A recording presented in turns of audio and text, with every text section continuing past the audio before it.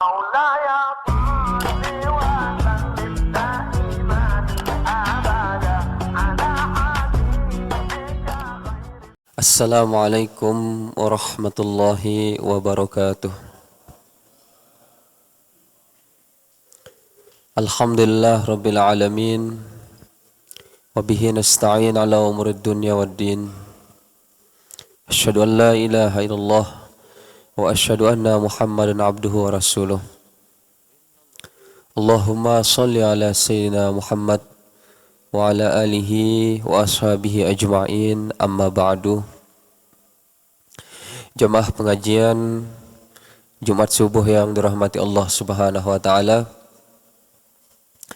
Alhamdulillah rabbil alamin. Mari senantiasa kita mengucapkan rasa syukur kehadirat Allah Subhanahu wa taala yang telah memberikan kita nikmat berupa kesehatan dan kesempatan sehingga kita dapat hadir kembali dalam majelis ilmu ini. Kedua kalinya selawat serta salam senantiasa kita haturkan kepada junjungan alam besar Muhammad sallallahu alaihi wasallam. Begitu pula salawat serta salam semoga diberikan kepada keluarganya, kepada para sahabat-sahabatnya, dan tentunya kita selaku umat berharap kelak memperoleh syafaat di yaumil akhir. Amin ya rabbal alamin.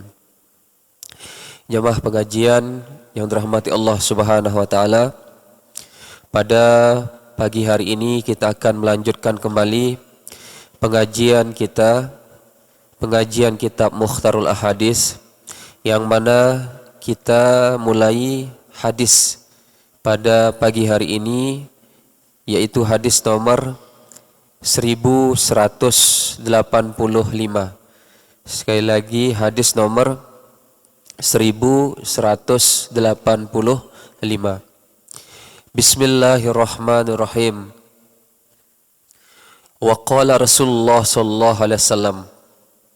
Rasulullah sallallahu alaihi wasallam bersabda, "Man taradda min jabalin." Barang siapa yang melompat atau melakukan bunuh diri min jabalin, dari gunung, faqatala nafsahu, akibat dia melompat dari gunung itu maka dia membunuh dirinya sendiri, fahuwa fi nari jahannam, maka orang yang melompat bunuh diri dari gunung itu, fahuwa fi nari jahannam, maka kelak dia akan berada di neraka jahannam. Yataradda fiha khalidan mukhalladan fiha abadan. Bagaimana sekarang keadaan orang yang bunuh diri dengan cara melompat itu? Yataradda fiha khalidan mukhalladan fiha abadan. Keadaan mereka itu persis seperti apa yang mereka lakukan ketika bunuh diri di dunia, yaitu dengan cara mereka melompat ke dalam neraka itu dan mereka kekal selama-lamanya. Nah, inilah keadaan orang-orang yang semasa hidupnya di dunia menempuh cara pintas untuk mengakhiri hidupnya dengan cara dia bunuh diri, melompat dari gunung. Maka orang itu kekal selama-lamanya di neraka. Wa man tahassa summan, dan barang siapa yang meminum racun, faqatala nafsahu, kemudian dengan racun yang ia minum itu dia membunuh jiwanya, pasammuhu fi yadihi, maka racun yang ada di tangannya itu, yatahassahu fi nari jahannam, maka kelak racun itu akan dia minum terus-menerus selama-lamanya ketika dia berada di neraka jahannam. Khalidan mukhalladan fiha abadan. Keadaan mereka itu kekal selama-lamanya dengan cara mereka meminum racun di dalam neraka jahannam. Wa man qatala nafsahu bihadidatin, Dan barang siapa yang membunuh dirinya dengan menggunakan besi, atau dengan kata lain dia membunuh dirinya dengan benda tajam, piyadihi, yang mana benda tajam itu berada di tangannya, yaja'u biha, maka orang-orang yang membunuh dirinya dengan besi yang ada di tangannya itu, yaja'u biha fi batnihi, maka kelak mereka akan menusuk perutnya itu fi nari jahannam, ketika mereka berada di dalam neraka jahannam, khalidan mukhalladan fiha abadan, mereka kekal selama-lamanya di dalam neraka itu. Jadi kesimpulan hadis ini yaitu Rasulullah SAW ingin menggambarkan bagaimana salah satu keadaan dari penduduk neraka jahanam, yaitu orang-orang yang mengakhiri hidupnya dengan jalan yang pintas, yaitu dengan cara bunuh diri. Jikalau mereka bunuh diri dengan cara melompat dari gunung, atau meminum racun, atau membunuh diri dengan besi, maka keadaan mereka ketika mereka membunuh diri di atas dunia ini, maka seperti itulah kelak keadaan mereka ketika mereka berada di neraka jahanam. Nah, mereka kekal selama-lamanya. Penyebutan kata kekal selama-lamanya ini, di sini ulama berselisih pendapat. Makna kekal orang yang bunuh diri di neraka jahanam itu, yaitu jikalau mereka meyakini bahwa bunuh diri itu dibolehkan oleh agama. Nah, ini makna kekal. Seandainya mereka meyakini bahwa bunuh diri itu dibolehkan oleh agama, kemudian mereka bunuh diri, maka ketika mereka mengakhiri hidup mereka dengan cara itu, mereka meninggal dalam keadaan kafir. Ini makna yang ditafsirkan oleh ulama, dan salah satunya adalah Imam An-Nawawi. Sekali lagi, makna kekal di sini jikalau mereka meyakini, mengiktikadkan bahwa bunuh diri itu dibolehkan oleh agama. Akan tetapi ulama seperti Imam An-Nawawi berpendapat lagi. Pendapat kedua, yaitu tidak selamanya orang yang bunuh diri itu kekal di dalam neraka. Sebagaimana kita ambil contoh, ada orang yang mengakhiri dirinya dengan cara membom dirinya sendiri, tapi mereka meniatkan bahwa apa yang ia lakukan itu untuk memberantas kemaksiatan, dan mereka mengakhiri hidupnya itu dengan mengucapkan kalimat tauhid, yaitu kalimat la ilaha illallah. Nah, di sini Imam An-Nawawi menyebutkan bahwa orang yang mengakhiri hidupnya dengan cara membom dirinya, kemudian ada kalimat la ilaha illallah, maka mereka tidak kekal di dalam neraka itu. Disebabkan karena apa? Karena ada kalimat tauhid di dalam hati mereka. Dan kalimat tauhid itulah yang akan menyelamatkan mereka kelak di dalam neraka. Sebagaimana kita ketahui, di dalam sebuah hadis disebutkan, man qala la ilaha illallah fi akhiril hayah dakhal jannah. Barang siapa yang mengucapkan kalimat la ilaha illallah di akhir hidupnya, ketika sakaratul mautnya, dakhalal jannah, maka dia akan masuk ke dalam surga. Walaupun terlebih dahulu mereka merasakan siksa dari neraka itu. Dan ketika nanti rahmat Allah datang, kasih sayang Allah datang, Allah memperhatikan kita, manusia-manusia yang ada di dalam neraka itu. Kemudian Allah memperhatikan di dalam hati kita, ternyata ada kalimat itu, maka di sanalah kasih sayang Allah atau rahmat Allah itu turun kepada kita. dengan adanya kalimat itu kita dikeluarkan dari nerakanya Allah. Nah, ini makna hadis yang ditafsirkan oleh Imam An-Nawawi. Jadi Imam An-Nawawi sekali lagi memberikan pendapat yang berbeda tentang hadis ini.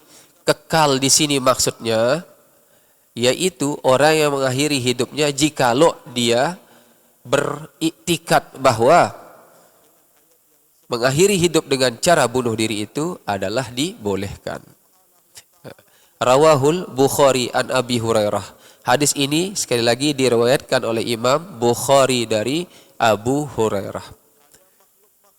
Akan tetapi apapun yang kita lakukan, mengakhiri hidup dengan cara bunuh diri itu termasuk salah satu dosa besar.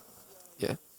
Bahkan ada ulama yang mengatakan di dalam kitabnya, ulama itu berkata, inna man qatala nafsahu kana ismuhu aksara mimman qatala ghairuh. Sesungguhnya orang yang melakukan bunuh diri itu termasuk dosa besar dan dosanya lebih besar kata ulama dibanding dengan orang yang membunuh orang lain. Ini disebutkan dalam kitab Al-Mawsu'ah Al-Fiqhiyah Al-Kuwaitiyah. Ini disebutkan oleh salah seorang ulama bahwa membunuh diri itu termasuk dosa besar dan dosanya bisa-bisa melebihi dari orang yang membunuh orang lain. Jadi ini perlu kita perhatikan. Jangan sampai kita melangkahi takdir Allah dengan cara kita membunuh diri. Selanjutnya hadis nomor 1186. Wa qala Rasulullah sallallahu alaihi wasallam. Rasulullah sallallahu alaihi wasallam bersabda, "Man tazayyana bi'amalil akhirah." Barang siapa yang menghiasi dirinya dengan melakukan amal akhirat. Barang siapa yang melakukan amal-amal akhirat hanya semata-mata untuk menghiasi dirinya agar terlihat baik di hadapan manusia. Wa huwa la yuriduha, akan tetapi dia tidak menghendaki amalan akhirat itu. Tidak ada niatnya, tidak ada keinginannya untuk melakukan amalan akhirat itu. Wala yatlubuha, dan tidak pula ia menuntut amalan akhirat itu. Lu'ina fis samawati wal ar. Maka orang-orang yang seperti ini yang hanya menghiasi zahirnya saja dengan dia melakukan amal-amal akhirat agar terlihat baik di mata manusia, tapi dalam hatinya sebenarnya dia tidak butuh, sebenarnya dia tidak ingin, sebenarnya dia tidak ada kemauan untuk melakukan itu, maka orang-orang seperti ini dilaknat oleh penduduk yang ada di langit dan yang ada di bumi. Nah, ini kita perlu perhatikan, terlebih di akhir zaman. Jadi banyak kita perhatikan, setiap orang melakukan kebaikan, tujuannya adalah untuk bernilai di mata manusia. Akan tetapi, mereka tidak mencari keridhaan atau pahala di sisi Allah Subhanahu wa Ta'ala. Banyak sekali kita temui sekarang manusia-manusia di akhir zaman melakukan hal-hal seperti ini. Sebagaimana kita ambil contoh, ada orang yang melakukan amalan akhirat berupa sedekah, berupa infak, berupa zakat. Akan tetapi tujuannya tidak untuk membahagiakan orang fakir miskin, yatim piatu, orang-orang yang tidak mampu. Tujuannya hanya untuk ketika ada orang datang ke rumahnya atau ketika dia membagikan sedekah zakat dilihat oleh orang lain, maka di sanalah timbulnya pujian-pujian dari orang lain itu. Nah, di sini perlu kita perhatikan, perbaiki niat kita ketika kita melakukan kebaikan. Karena setiap kebaikan yang kita lakukan itu tergantung dari niat kita. Sebagaimana sabda Rasulullah SAW, innamal a'malu bin niat walikulli imri'im ma nawa. Sesungguhnya segala amal kebaikan itu tergantung dari niatnya. Dan setiap perkara yang kita lakukan, pahalanya itu tergantung dari apa yang kita niatkan. Jadi sekali lagi, perlu kita perhatikan setiap amal ibadah yang kita lakukan untuk akhirat. Jangan sampai kita tidak menginginkan amal-amal kebaikan itu. Di dalam Al-Quran juga, orang-orang munafik yang sholat itu disindir oleh Allah. Allah Subhanahu wa taala berfirman, "Wa iza qamu ila shalah qamu kusala." Dan apabila orang-orang munafik itu datang untuk sholat, qamu kusala, mereka berdiri dalam keadaan malas. Tidak berdiri dalam keadaan sesungguhnya orang yang ingin sholat. Hanya sekedar gugur kewajiban saja. Nah, ini kita perlu perhatikan. Jangan-jangan sifat-sifat yang digambarkan oleh Allah di dalam Al-Quran atau yang disebutkan oleh Rasulullah SAW ini ada dalam diri kita. Nah, ini kita perlu perhatikan. Jangan sampai kita sudah melakukan amal akhirat, akan tetapi tidak bernilai di sisi Allah Subhanahu wa taala. Disebabkan karena apa? Karena kita tidak menginginkan kebaikan-kebaikan itu.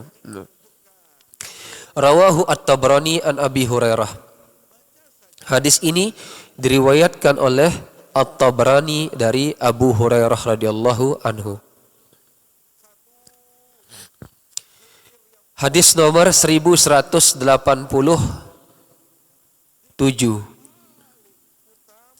Wa qala Rasulullah sallallahu alaihi wasallam. Rasulullah sallallahu alaihi wasallam bersabda,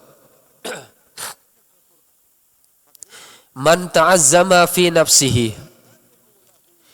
Barang siapa yang membesar-besarkan dirinya, mengagung-agungkan dirinya, wahtala fi misyatihi, dan menyombongkan dirinya dalam kehidupan ini, laqiyallahu wa huwa alaihi ghadbani. Maka kelak orang-orang yang membesarkan dirinya, yaitu merasa diri paling hebat, kemudian menyombongkan diri ketika melakukan muamalah, ketika melakukan hubungan dengan sesama manusia, maka kelak ketika mereka bertemu dengan Allah Subhanahu wa taala, wa huwa alaihi ghadbani, maka Allah dalam keadaan marah, dalam keadaan murka dengan orang-orang yang sombong di atas dunia ini.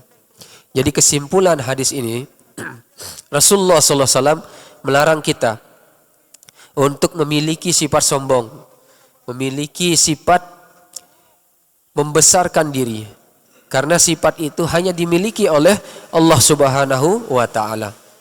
Di dalam Al-Qur'an, Allah Subhanahu wa taala berfirman, "Wala tusa'ir khaddaka linnas wala tamshi fil ardi maraha."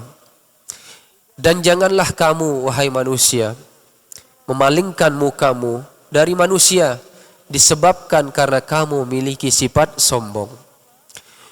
Wala tamshi fil ardi maraha, dan janganlah kamu berjalan di atas dunia ini dengan sifat yang angkuh.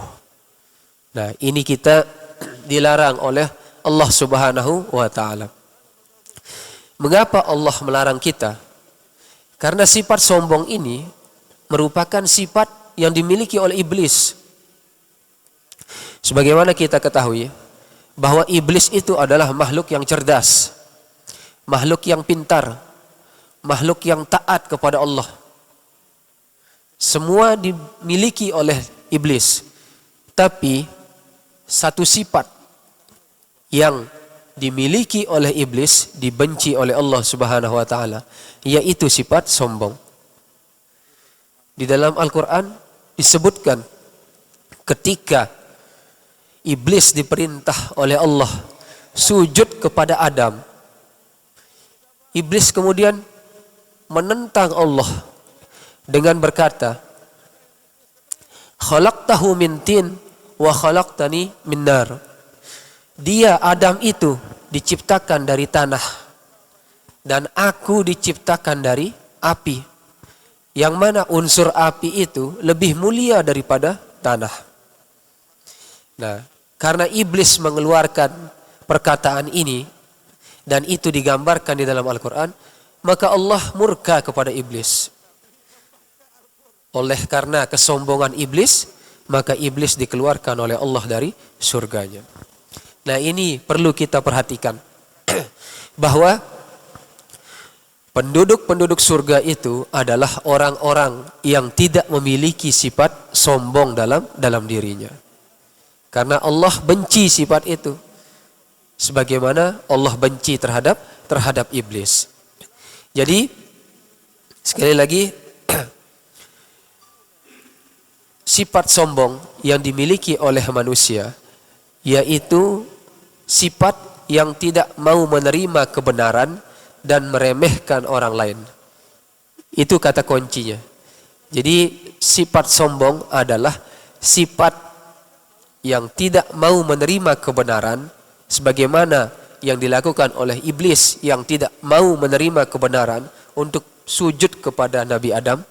Dan yang kedua, sifat sombong itu adalah sifat merendahkan, sifat menghinakan orang lain.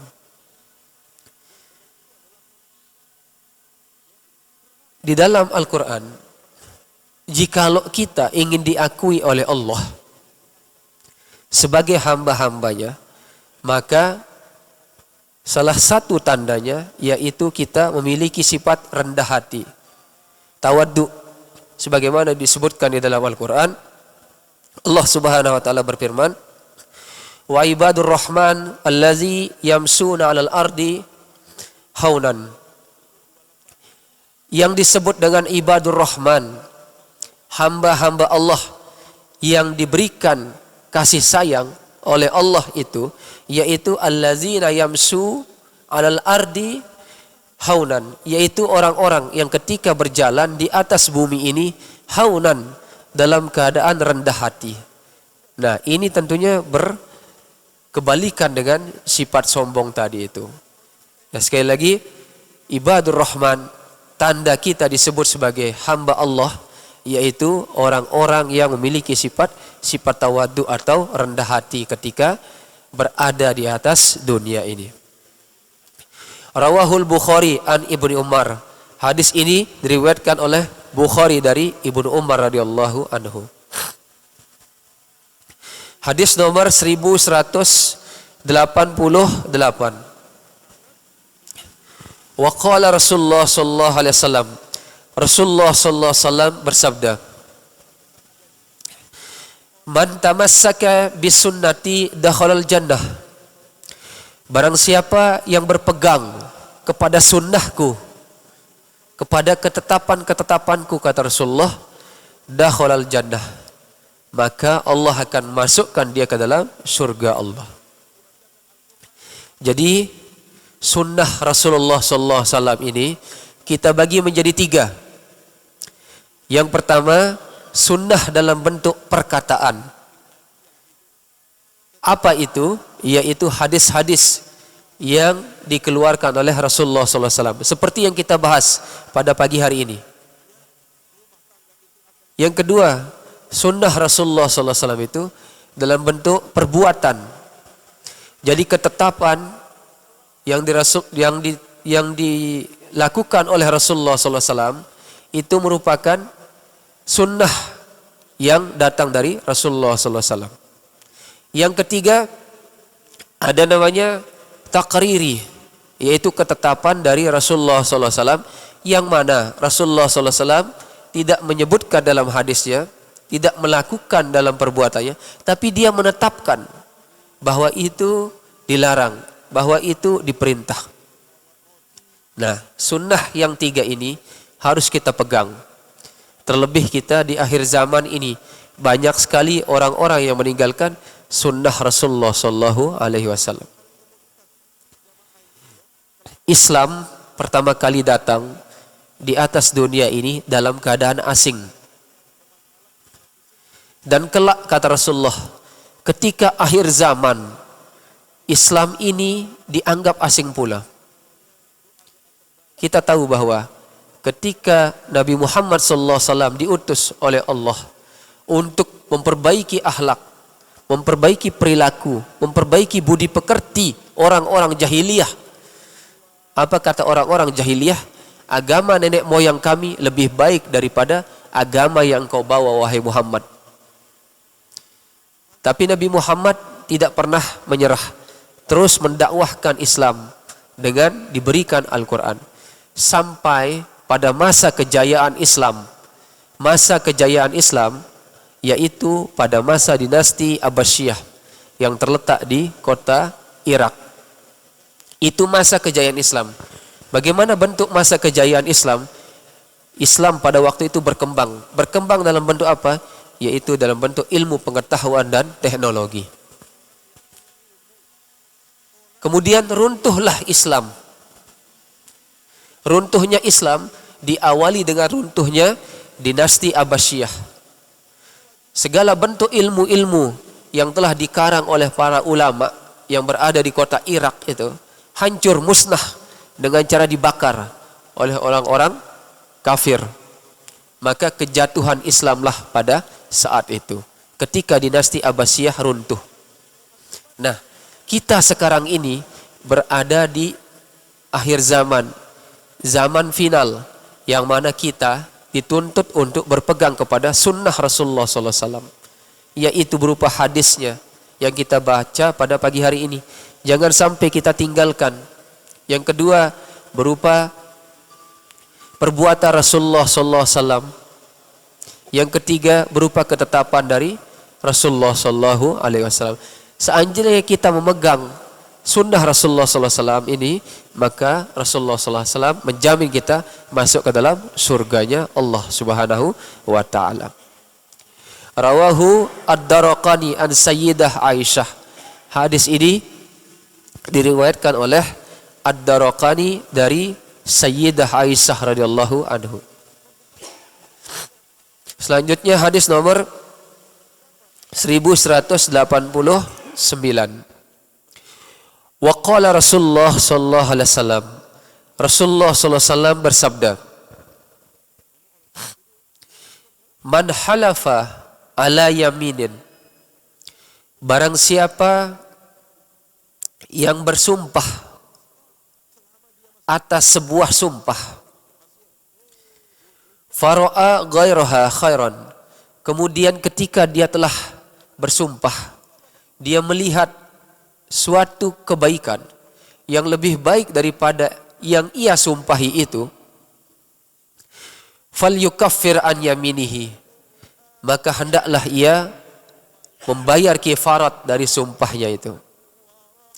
Jadi makna hadis ini, seandainya kita telah bersumpah untuk melakukan kebaikan, meninggalkan segala keburukan, kemudian setelah kita melakukan kebaikan itu, ada kebaikan yang lebih baik lagi dari sumpah yang telah kita tetapkan itu, maka kebaikan yang sudah kita lakukan itu tetap kita lakukan, dan kebaikan yang lebih baik lagi kita lakukan.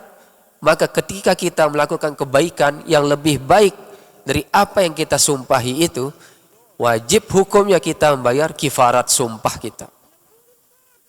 Sebagaimana contoh, kita bersumpah bahwa akan melakukan puasa sunnah setiap hari Senin dan hari Kamis. Kemudian ada kebaikan yang lebih dari itu. Kita melakukan puasa Nabi Daud, yaitu puasa sehari dan tidak puasa sehari. Itu yang kita kejar. Maka ketika kita melakukan puasa Nabi Daud, tapi puasa sunnah Senin dan Kamis tidak kita tinggalkan, maka ketika kita melakukan puasa sunnah Nabi Daud itu, wajib kita membayar kifarat. Kifarat ketika kita bersumpah untuk melakukan puasa pada hari Senin dan pada hari Kamis. Akan tetapi ada kebaikan yang lebih baik lagi. Kita puasa sehari, tidak puasa sehari. Nah, ini makna hadis ini. Jadi sumpah yang kita lakukan itu kita harus bayar kifaratnya.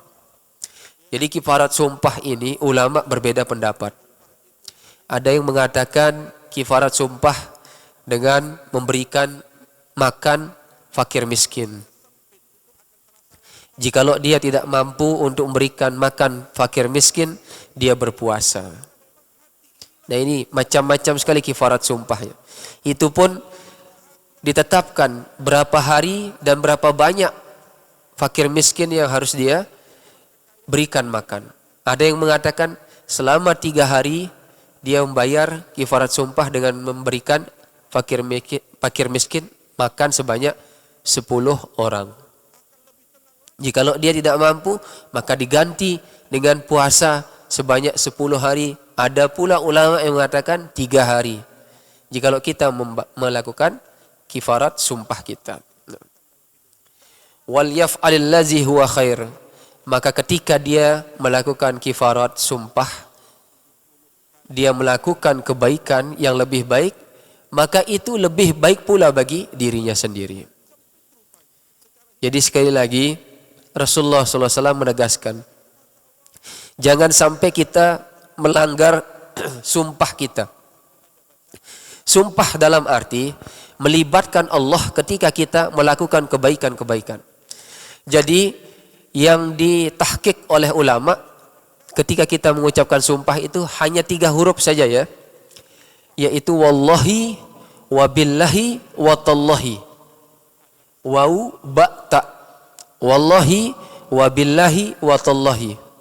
Ketika kita mengucapkan wallahi, demi Allah saya akan puasa pada hari Senin dan hari Kamis, maka ketika kita mengucapkan sumpah itu kemudian kita melanggarnya, maka jatuhlah kifarat sumpah kita. Selain daripada 3 kata itu, maka itu bukan sumpah.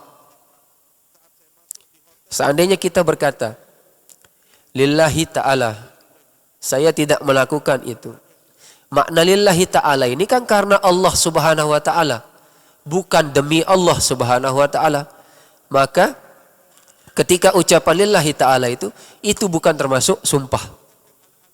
Sebagaimana yang sering kita ucapkan ketika kita sholat. Sholat subuh, usolli fardhu subhi raq'ataini lillahi ta'ala. Aku berniat sholat subuh 2 rakaat karena Allah ta'ala. Lillahi ta'ala itu maknanya karena Allah ta'ala. Bukan demi Allah.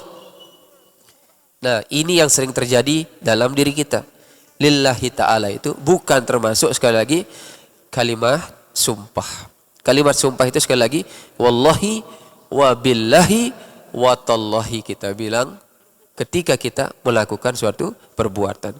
Kita langgar, maka kita terkena namanya kifarat dari sumpah. Rawahu Ahmad. Hadis ini diriwayatkan oleh Ahmad radhiyallahu anhu. Selanjutnya hadis yang terakhir, hadis nomor 1190. Wa qala Rasulullah sallallahu alaihi wasallam. Rasulullah sallallahu alaihi wasallam bersabda, man hajja ala walidayhi, barang siapa yang menghajikan kedua orang tuanya, baik itu orang tuanya masih hidup ataupun yang sudah meninggal dunia. Au qada anhuma, atau seorang anak itu menuntaskan, menyelesaikan bagi kedua orang tuanya itu maghraman, hutangnya. Ba'asahullahu yaumal qiyamah ma'al abrar, maka anak-anak yang menghajikan kedua orang tuanya, kemudian anak-anak yang membayarkan hutang kedua orang tuanya. Ba'asallahu yaumal qiyamah ma'al abrar. Anak-anak ini akan dibangkitkan oleh Allah Subhanahu wa taala pada hari kiamat ma'al abrar, bersama orang-orang yang berbuat kebaikan yang lain. Jadi ini kelebihan kita berbakti kepada kedua orang tua kita. Bentuk bakti kita, kita hajikan kedua orang tua kita dengan uang yang kita miliki. Kemudian jikalau orang tua kita memiliki hutang, hutang itu kita bayarkan karena kita mampu untuk membayarkan hutang kedua orang tua kita. Anak-anak yang benar-benar berbakti kepada kedua orang tuanya, kelak pada hari kiamat dibangkitkan oleh Allah bersama orang-orang yang berbuat kebaikan pula di atas dunia ini. Bisa jadi kita dibangkitkan dengan para nabi, dibangkitkan dengan para orang-orang soleh, dibangkitkan dengan orang-orang yang sabar, orang-orang yang bertakwa. Jadi banyak sekali kategori orang yang baik ini, yang melakukan amal ibadah di atas dunia ini. Nah, mudah-mudahan kita nanti dibangkitkan oleh Allah Subhanahu wa taala kelak pada hari kiamat, dikumpulkan pula dengan orang-orang yang abror, yaitu orang-orang yang sedang melakukan kebaikan di atas dunia ini. Nah, itulah pentingnya kita berkumpul dengan orang-orang soleh, berkumpul dengan ahli-ahli ilmu di atas dunia ini. Karena bisa jadi kelak kita dibangkitkan dengan mereka dan kita memperoleh syafaat, memperoleh bantuan dari mereka, orang-orang soleh ini, orang-orang berilmu ini. Di samping syafaat, di samping bantuan yang kita peroleh dari para nabi, khususnya Nabi Muhammad SAW, karena Nabi Muhammad saja yang diberikan hak oleh Allah untuk mensyafaat umatnya. Di samping itu juga syafaat itu datang dari para guru-guru kita. Tentu kita selaku murid yang menjalin hubungan baik dengan guru kita, bukan murid yang durhaka kepada guru kita. Selanjutnya, kita juga akan peroleh syafaat kelak dari kedua orang tua kita, jikalau kita berbuat baik kepada keduanya.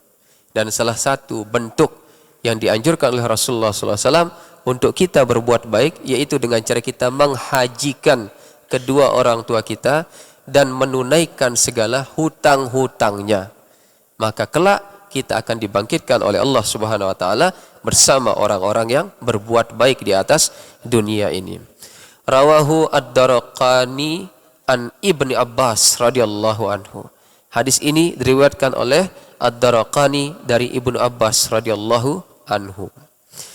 Jamaah pengajian Jumat subuh yang dirahmati Allah Subhanahu wa taala, beberapa hadis pada pertemuan kita pagi hari ini telah kita bahas, dan mudah-mudahan apa yang telah kami sampaikan dapat bermanfaat bagi kita semua dan bisa kita amalkan dalam kehidupan kita saat ini. Karena hadis-hadis yang terkandung dalam kitab Mukhtarul Ahadis hampir sebagian besar kaitannya dengan muamalah, hubungan sesama manusia. Dan mudah-mudahan muamalah kita, hubungan kita dengan manusia ini dapat terjalin dengan baik sampai kita wafat atau meninggal dunia. Sampai di sini dulu yang dapat kami sampaikan, mudah-mudahan bermanfaat bagi kita semua. Mari kita tutup pengajian kita pada Jumat subuh pagi ini dengan kita membaca doa kafaratul majlis dan berdoa kepada Allah Subhanahu wa taala. Subhanakallahumma wa bihamdika asyhadu an la ilaha illa anta astaghfiruka wa atubu ilaik. Auzubillahi minasyaitonir rajim. Bismillahirrahmanirrahim. Alhamdulillah rabbil alamin, hamdan yuafi ni'amu yukafi umazidah. Ya Rabbana lakal hamdu kama yanbaghi li jalalika wajhikal karim wa li azimi sultani. Allahumma salli ala sayyidina Muhammad wa ala alihi wa sahbihi wasallam.